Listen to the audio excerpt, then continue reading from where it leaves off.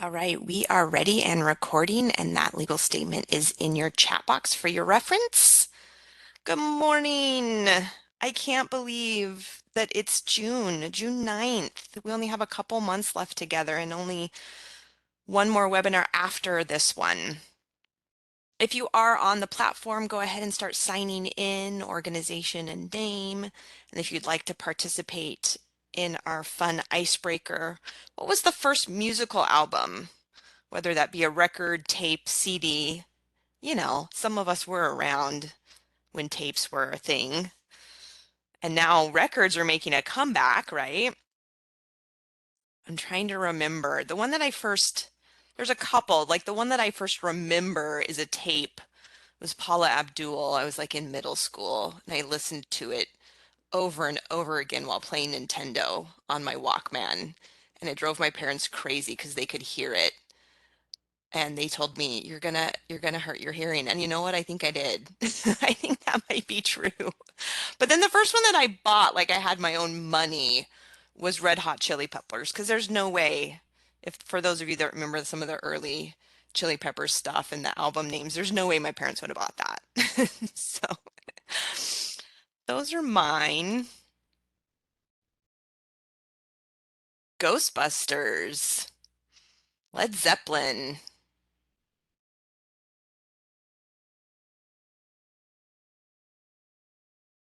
If you remember last time we were together, WebEx had changed its platform, and I still have not been able to undo on my end. The chat overlaps. So I will continue to do my best. And actually, that's a great reminder. This is our last WebEx. The state is moving away from the WebEx platform, and we will be using Zoom here on out. So next time we'll be meeting, our last time we will be meeting on Zoom, and I'll make sure to make get that out and make sure everyone has the right link. Gwen Stefani, nice. Green Day Dookie, also very, yep, those were definitely Avril Lavigne, yep. That's kind of more my like high school, early college era. I just saw Avril Lavigne. Um, they made a bit of a comeback on national television during something that I was watching. It was pretty awesome. I kind of enjoy that grunge era. That was kind of my era. Okay,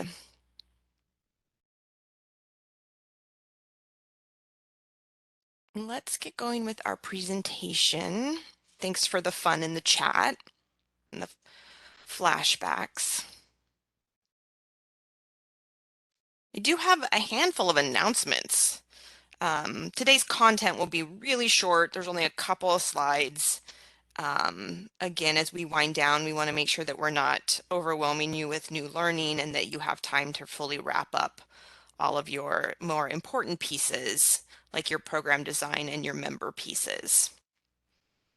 But I did want to remind folks about the On3Learn AmeriCorps e-learning vendor. I think that this was on a previous webinar, and if you were at the National Service Conference, you may have seen their booth.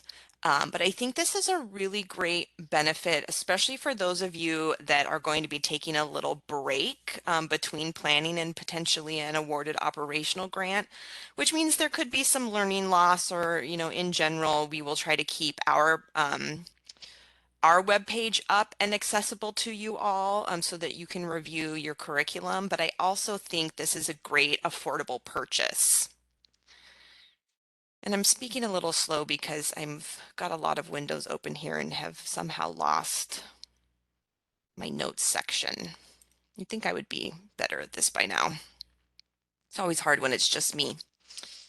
Um, so I will take you to the actual website just to give a visual. I'm a very visual person, and if you are considering this, I think it would be helpful to go ahead and poke around and look. Planning grants, you don't have members necessarily, so I'll show you what I believe the cost is. It's self-paced learning. It is an allowable grant expense, so if you're going to do it, you want to make sure that you get right on that so that they can bill you during the planning grant period and you can invoice against your planning grant. So let me see if I can navigate. I want to put the website in the chat box, and then I want to also go to that since we have so much time today.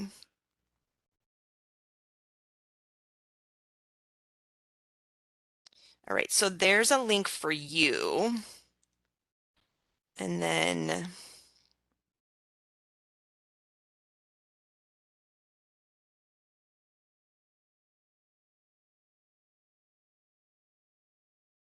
so here's the home. You can go through who we are. You can look at all of their course offerings. I'll just maybe go to the staff courses. Um, there's AmeriCorps member files, enrollment and exit, governing documents and regulations, a lot of things that we would have touched on in the curriculum, and you can continue to kind of build National Reserve Criminal History tracks, super important. So a lot of really robust different offerings. And then interestingly enough, they also do offer a little bit on writing an operational grant. And this might be really useful for those of you that haven't yet applied. So you can look through the various course offerings, and then pricing, it's not going to call out planning grants, but I have verified with them. And so you want to, consider yourself an AmeriCorps program, essentially, not a state commission. So this is much higher a price. This is if the commission is buying it for an entire portfolio. And unfortunately, we're not doing that at this time. But you can charge the planning grant, which is essentially the similar way of thinking through who's paying for it. And since you have no members, it falls under this 10 and under category. So the $500 for a 1-year subscription to all of those offerings. Really think that that's valuable for folks to think through.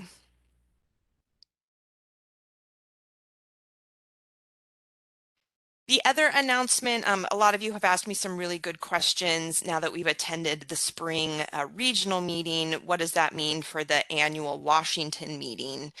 And I think if you look on your curriculum towards the end, towards the second page, it says required if moving operational. So we do have one successful planning grant that applied during the planning grant year and was awarded. So for that program, they are required to attend our annual meeting. There is an annual meeting as a kickoff to every new year. So no matter when you go operational, you would always have the annual meeting as part of your start to any launch. So if you choose not to attend it, you won't necessarily miss it. You will have it once you move into an operational grant if that's successfully awarded. And I don't want to necessarily decide the value of this meeting for you all. So if this is something you are interested in attending, even if you are not moving straight to an operational grant, send me an email. Let me know that you'd like to attend. Let me maybe tell me what the value that you see that being, and I'll be sure to get you on the correspondence. So right now that correspondence is going to operational grants, so you wouldn't necessarily get it unless I know you want to attend. We will have a draft agenda out soon. There will be compliance sessions that are very similar to your planning grant curriculum. There'll be a new staff session where we literally, like within 3 hours, talk about everything you've heard over this last planning year. There's an update session for folks that have already been operational and are learning kind of what's new as the federal government does release new regulations every year. And then there'll be some just more like best practice sessions or interesting sessions. We are trying to do a session on an introduction to data equity. We are looking at doing a session on bias in interview and selection process. I can't guarantee all these are going to happen, but that's kind of what we're looking on. We are only a month out, so we're definitely narrowing in on all of our topic areas. There'll also be fiscal sessions, so if you find that useful for you or your fiscal folks.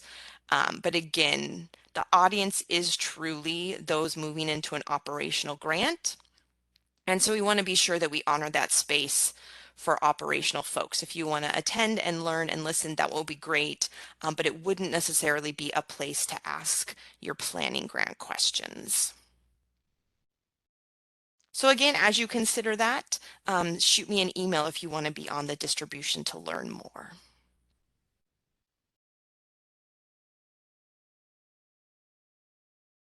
And finally, it sounds like many of you, based on my one-on-one, have moved towards getting those vendors successfully set up, and now have a lot of you have access to TrueScreen and FieldPrint, which means it's time to test those staff checks and begin running your staff checks.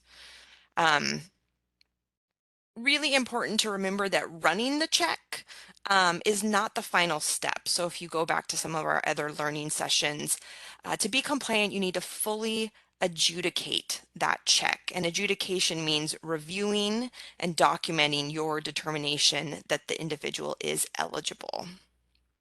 And of course, you can't adjudicate yourself. So when you're doing these kind of test checks or you're running your staff, really important that at least two people are involved, if not more. And I wanted to go through the document checklist that you've seen before, hopefully looks familiar, that we've talked about in previous sessions, because this is the time to really make that decision and to learn how to properly adjudicate. So let me pull up a useful tool that we have for you.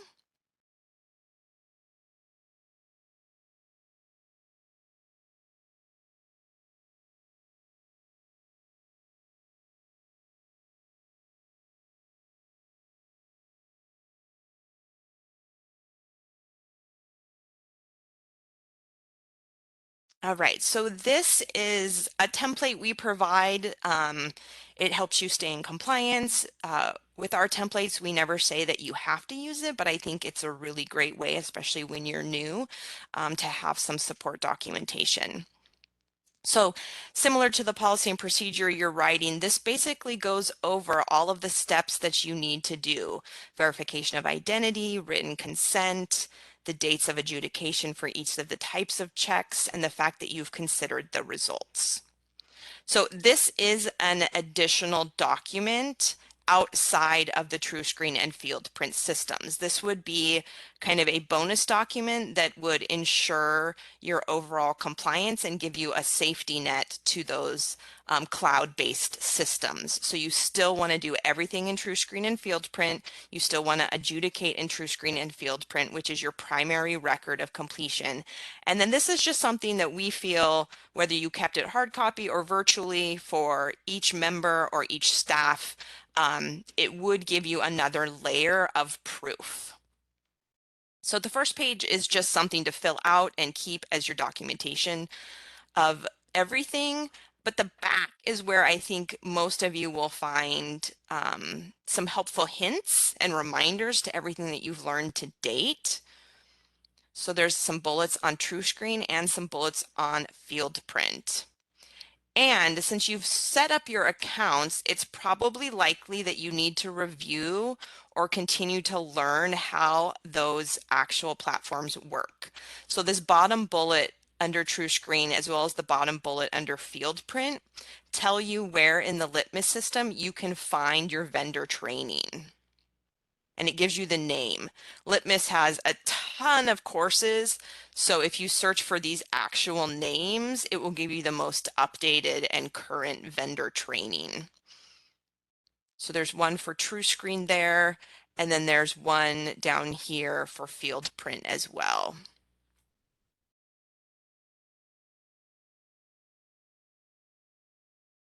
And again, continue to work on that policy and procedure. So just a little bit of a reminder, and a reminder of the tools and access that everyone I think is working on at this stage.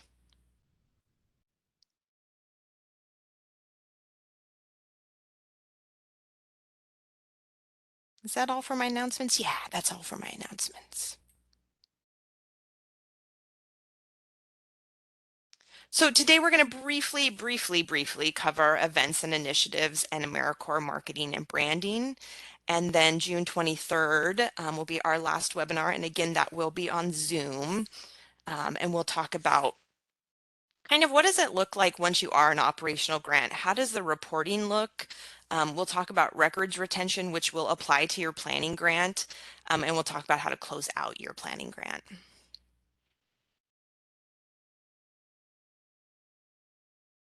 So our questions to consider.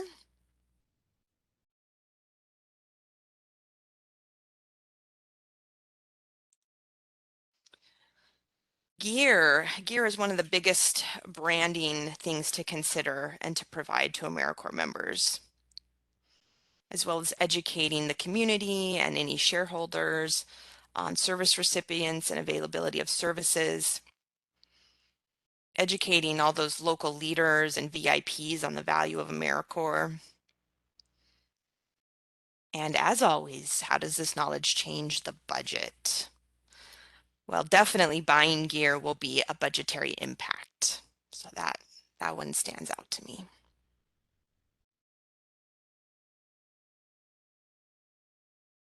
So we're just going to go through a couple of slides, speaking to a little bit of the value of the events initiatives and branding. But what I think is really important is that you begin to come back to these once you get closer to launching your programs and do some deeper dives into all of the links. This is a short presentation, but there's a lot of links that will take you to some more education-based and informative documents. So across the service year spectrum, across the nation and territories, there are some events and initiatives that are important and apply to all AmeriCorps programs. There's also program days that are very specific to focus areas and program days that may be really specific to you in particular. So we don't want to minimize that. You won't necessarily see Earth Day on this list, Earth Week, Earth Month. I know everyone celebrates that one a little differently. United Way Days of Caring can be really important to people. College Signing Day can be important to kind of our college programs. So this short list is really more of like the national perspective. So 9/11 is a national day of service and remembrance in our world. And in fact, it has its own landing page. Each program or state or commission also will approach the notion of swearing in to some degree, maybe a little differently, but everyone does have a swearing in ceremony. And if you're not familiar with that kind of language, it's basically a time to gather and to express your commitment to service through a verbal agreement as well as an event. And so in Washington, we traditionally hold the swearing in ceremony in October. We try to capture a lot of those early members that are coming on August, September, October. But we also know there's some calendar year programs that may not have their members on yet. So we really invite everyone to the ceremony, no matter where they are in their service experience, whether it's beginning, middle, or end. It can be just as powerful for folks that are, in the middle or the end, but it's really a place to celebrate service and to commit to not only the AmeriCorps service, but our service to community in a larger initiative for a lifelong kind of commitment. Martin Luther King Day Jr. Day of Service is a huge long-standing service day that majority of programs participate in. And it also has its own landing page where you can learn more. Leader Corps is a very common event for most states and programs. In Washington, we hold two different Leader Corps events. It's for the same cohort of members to attend. We can't facilitate it for every member, so we usually ask programs to select one or two people that are exhibiting either already established leadership qualities or an interest in growing in the area of leadership, and they join other members from around the state two times, once to kind of learn and gather and then kind of go back to their sites and do some do some work on their own, and then come back and reflect. So that's something that we have continually hosted every year that you will hear more about. And then both AmeriCorps Week and Volunteer Week, again, huge kind of national events here in Washington.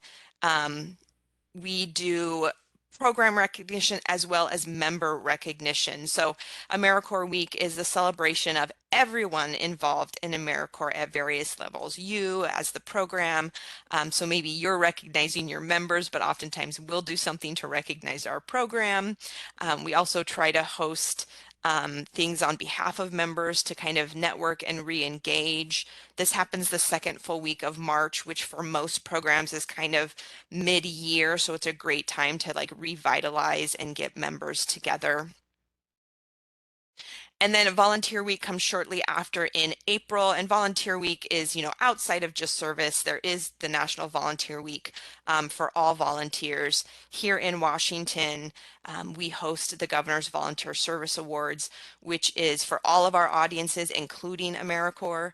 And then we also have a relationship with the Seattle Mariners, who traditionally give us access to a game at a reduced, not necessarily free, but at a reduced cost for volunteers, including AmeriCorps. And traditionally, they have also honored the commission and the programs through a pre-game kind of event. Event is a strong word, a pre-game announcement. And in most years, someone from our state is selected to throw out the first pitch as well. And so that's not always an AmeriCorps person because, again, this is the broader volunteer base, but it's a pretty exciting place to be during the Salute to Volunteers night. So you'll want to check this out as well as start to form a list of what is important to you. So again, as I mentioned earlier, those environmental days, those education days, things that are important to your perspective and your initiative and program design.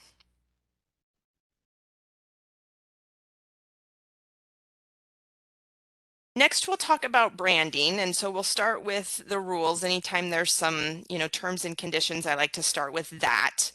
And then we'll go a little deeper into some of the more flexibility, places where you have flexibility.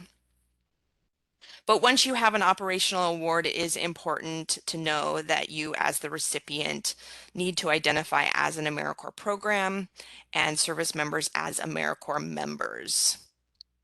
On your websites and social medias, there will be some clear representation that you are part of AmeriCorps, displaying that AmeriCorps logo, and using the AmeriCorps name on service gear and public materials. And then Serve Washington goes on to expand this in our state with our own terms and conditions.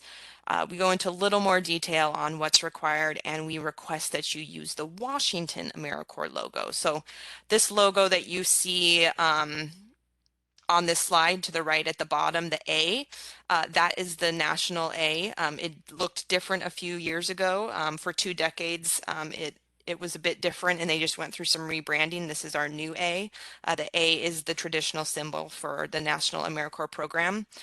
And each state commission then gets this logo with Washington or that state, whether it be Oregon, Idaho, we all have our own national brand that's been branded specifically for us.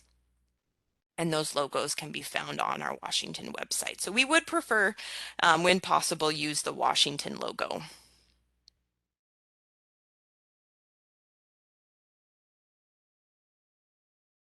So as far as practice beyond the rules, this is where I think, especially closer to when you're going to go operational, you want to come back to this slide and really start digging into these links.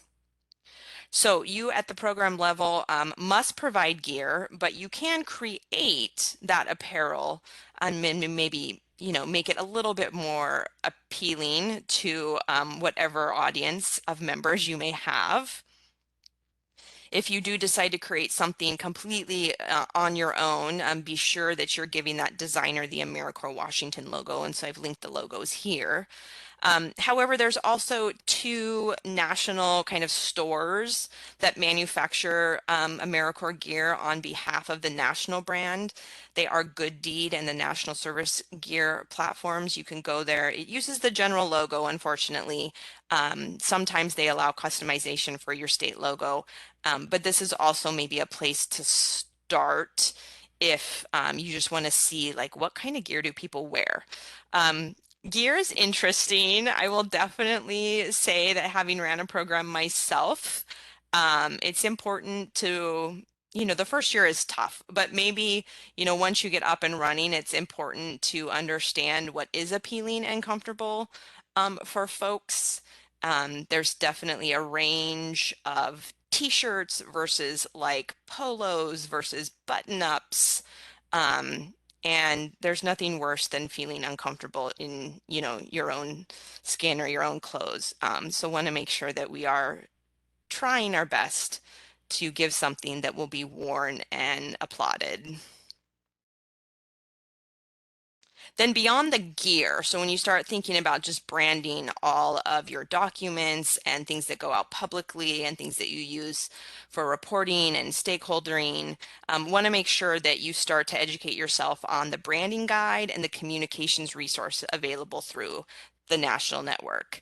I didn't think it would be a good use to really dive into that. I think that when you get closer to going operational, you'll want to do this on your own. And then I'm always happy to answer questions, but I just didn't think it would be a good use of time to get too far in the weeds. So we will direct you there and ask that you do that on your own time. You can also check out our handbook for recruitment and affiliation information, and I've put the pages here. So there's a couple pages on recruitment and there's a couple pages on affiliation. This is just to get you thinking. This is just to get you learning, reading, and starting to make notes for yourself and decisions for how you want to brand your program. So like I said, pretty short call. Are there any questions before we wrap? I'll stay on afterwards as well once we stop the recording, but is there any questions on today's content?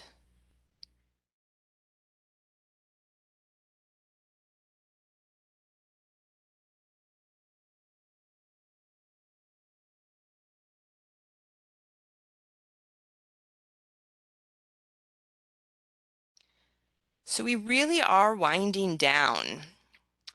Um, a lot of this says continue, but many of you are done or close to being done with a lot of the homework pieces.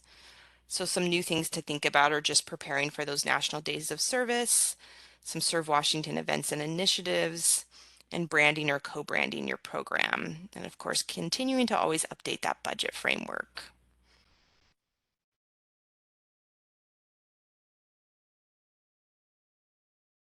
When I look at this list, it looks like you guys have been through a lot of dynamic work, especially those of you, some of you are doing this kind of on your own. It's important to recognize where you're at and where you still need to be. It's important to take the time outside of the planning grant to continue to develop these items that maybe haven't been or won't be done within the planning grant period. So, we started, I just kind of want to do a bit of a wrap here. We started with really program design, theory of change, logic model, performance measures, data plans. That in itself is kind of its own silo. And then we moved into member and site development and compliance areas and building a framework and a foundation to ensure that you have all the right compliant documents in place. And as we're ending, we're just talking about the little pieces that fit in, the policies and procedures, the volunteer planning, the branding, and we'll wrap next time with reporting. Lots of different areas that have been covered.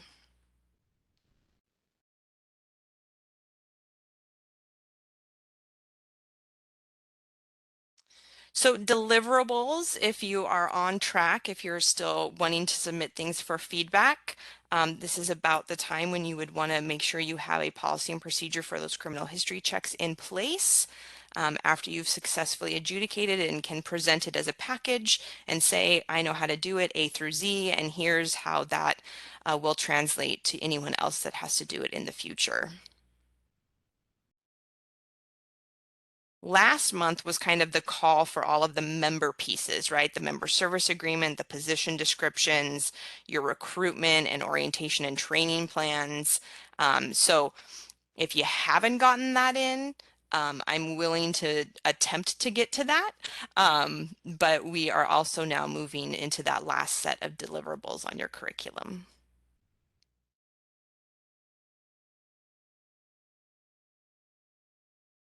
All right, well, I'm going to go ahead and stop the recording and then I will pop on if anybody has any questions or wants to use this space differently. Thank you all once again for being here.